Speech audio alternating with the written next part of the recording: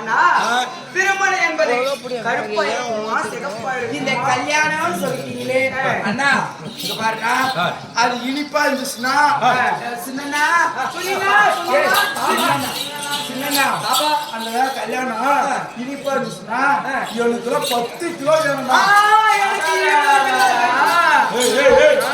அவன் என்ன சொல்லி பேசுங்க பச்சா வாழை திரும்ப நீங்க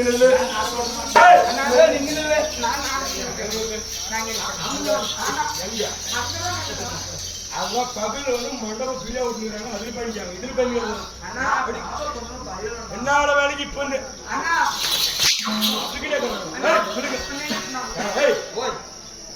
வேட்பழியா இருந்தா எப்படி இருக்கணும்? என்னுடைய தாய் தந்தையார் இருந்தது நல்லது கெட்டது கூண்மைன்னா ஒரு நல்ல காரியம், சுப காரியம், அபகாரியம்.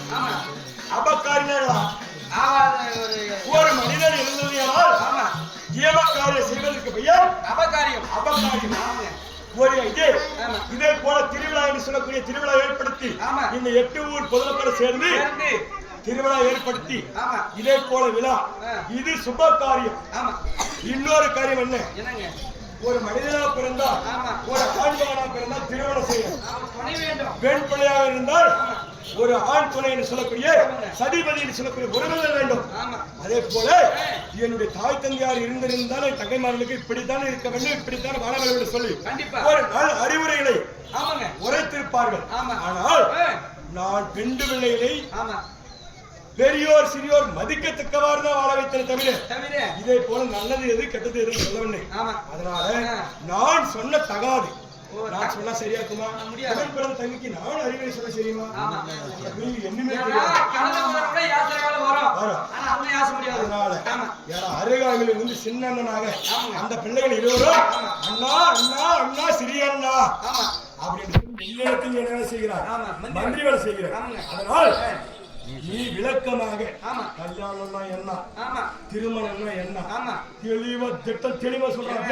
கல்யாணம் பண்ணிக்கிறேன் தெரியுமா? கல்யாணம் பண்ணிக்கிறேன் அப்படி இருந்தாலும் எது கல்யாணம் பண்ணிக்கிறேன்? ஏங்க 60 வயசுல 70 வயசு தான் பொண்ணே பாக்குறது. அப்படியா? எப்படி 60 வயசு பென்சில் வருதுங்க? ஓ 60 வயசுக்கு மேல பென்சில் வருது. அதனால தெளிவா சொல்றேன்.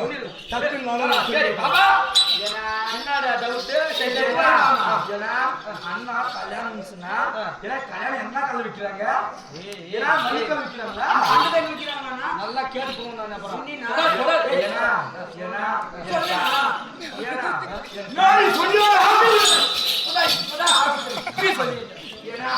கல்யாணம் கடையில் விட்டாங்கன்னா தரியா? பைக்குமே அது அப்படி இல்ல. 41 ரூபாய்க்கு வாங்கி